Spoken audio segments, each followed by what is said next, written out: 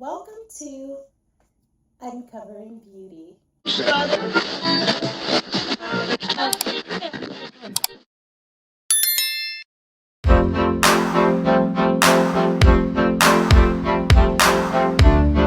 name is Lock-Osborne. I am a licensed cosmetologist. I own a salon suite. Beauty is kind of my thing. I love fashion, makeup, art, reading. Wait, this isn't about my likes and interests. On today's episode, we're going to be learning about high heel shoes. These shoes that make you maybe an inch or two, maybe even 3 inches. I don't even know how high they go. And when I started wearing heels, you couldn't tell me anything about my heels. Like, I would have to stop at every single mirror. I would pass, kick my leg up behind me, look at my shoes. Like I had to. It would literally boost my hormonal confidence. Like, I'm a teenager going through puberty, and I'm like, oh, I feel great. Like, just by wearing heels, that's bizarre. Where did they come from? If you guessed ancient Egypt, you got it right, guys, because I feel like everything always dates back to Egypt. In about 3500 BC, the first high heels were worn by butchers. Oh my God! Yep, you heard that right. Butchers. The guys in the meat department at the local grocery stores. In modern times, those guys who are chopping up the meat and putting them in like the packaging to serve or to sell to consumers. Yep. Well, the reason why they wore heels was to step over the animals that they were, prepping. Who would want to prep meat and step on all of the aftermath of prepping said meat? Ain't nobody got time for that.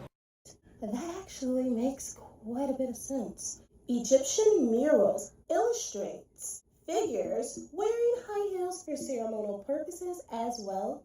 Most of the prestigious and higher ranking folks wore heels, whereas the people who were lower rank were always depicted to be barefoot. In the 16th century, Persian soldiers wore high heels to help secure their feet in stirrups while riding horses. This trend was later adopted by European aristocrats. Now, back in the 17th century, King Louis XIV was a fashion icon of his time. If you know just like this much about fashion, I just know this much. And this guy pops up quite a bit. Was he like the king and stuff? But he was like an influencer. He practically made it a point that if you were wearing red heels like his, y'all was cool. Y'all was friends. In the club, we all fam.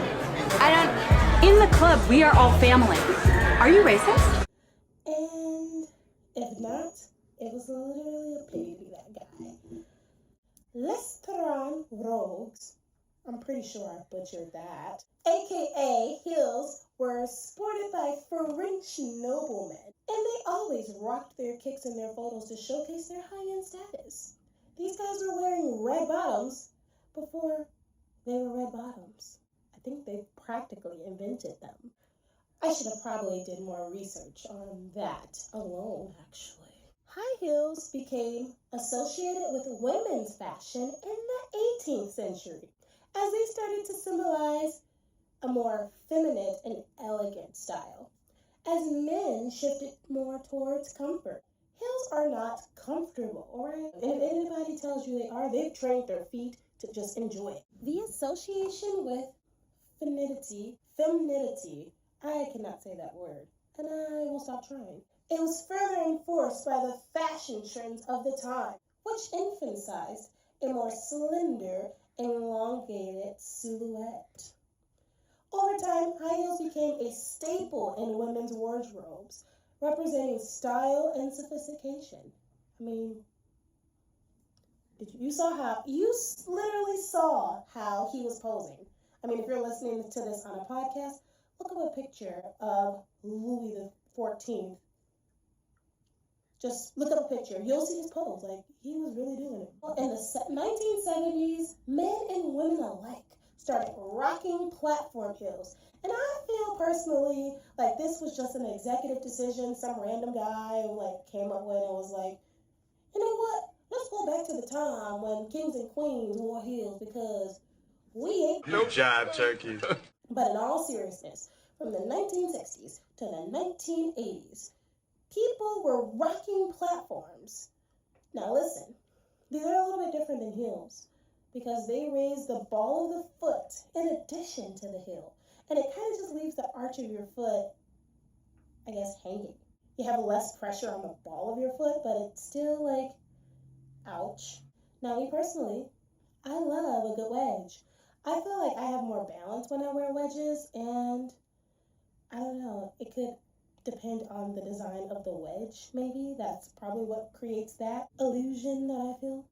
These shoes were at its prime in the 70s. Like, people were living their best lives, going to the disco. Party, disco, disco, party, disco, disco, ayy. Walking around, grocery shopping, probably even mowing the lawn. Who knows? Could you imagine somebody mowing the lawn in some platforms? That would be funny. That would be actually quite hilarious. To be quite frank, wearing heels on a daily basis is probably awful for your ankles, your feet, your back, your leg, like literally everything. My mom told me that in the 1960s, like when she was in her early 20s, she would walk to the bus stop daily in heels for like 10 years straight. I don't know how she did it. I would cry. One time I wore a pair of heels to work trying to be stylish, and I work at a salon. So the salon was about maybe a 5-minute walk from my house. I was like, I think I could walk home. It's not that far of a walk. I walked right to the nail shop and got a pedicure, only 2 minutes in because my feet were screaming. So I don't know, everybody's different. Now this style mostly fizzled out towards like the late 90s, maybe the early 90s. But I feel like somebody was like, those platforms don't look fly on us all no more. So we just gonna stop wearing them. The majority simultaneously agreed, and it just kind of like fizzled out.